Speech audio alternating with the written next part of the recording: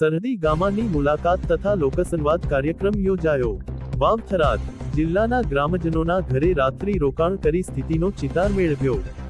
Senior IPS police અધિકારીઓ સરહદી વાવ થરાદ જિલ્લાના સુઈ ગામના ગોલપ સરહદી ગામોની રૂબરૂ મુલાકાત લીધી હતી અને પ્રાથમિક શાળા અને પંચાયતની મુલાકાત લીધી હતી અને ગામોમાં વસવાટ કરતા લોકોને ત્યાં રાત્રિ રોકાણ કરી સ્થાનિક સરહદી પરિસ્થિતિનો ચિતાર જાણશે। જેમાં આગામી 11 થી 12 જૂને 8 આઈપીએસ પોલીસ અધિકારીઓ સરહદી વાવ થરાદ જિલ્લાના અંદાજે 16 ગામોની મુલાકાત લેશે।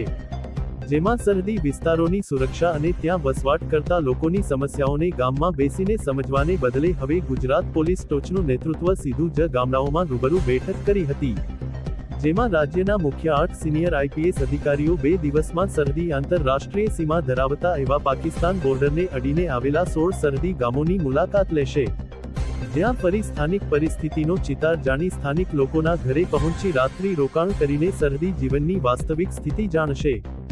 જેમાં એડીજીપી એમ મુનિયા વાવ થરાદ જિલ્લાના ગોલપ ગામની મુલાકાત લીધી હતી। આ બાબતે બોર્ડરના સ્થાનિક ગોલપ ગામની મુલાકાત કરતા સ્થાનિક ગામની મુલાકાત કરી લોકો જોડે બેઠક પણ કરી હતી અને આ સરહદી ગામની ઝીણવટભરી તપાસ કરી મોનિટરિંગ કરી માર્ગદર્શન પણ આપ્યું હતું। વધુમાં ગામના લોકોએ જણાવ્યું હતું કે સરહદી સીમાડે બોર્ડર વિસ્તાર છે અને સરહદી સુરક્ષામાં પણ વધારો જોવા મળી રહ્યો છે। અહેવાલ ભરતભાઈ મણવર વાવ ડેલી ન્યૂઝ ગુજરાત।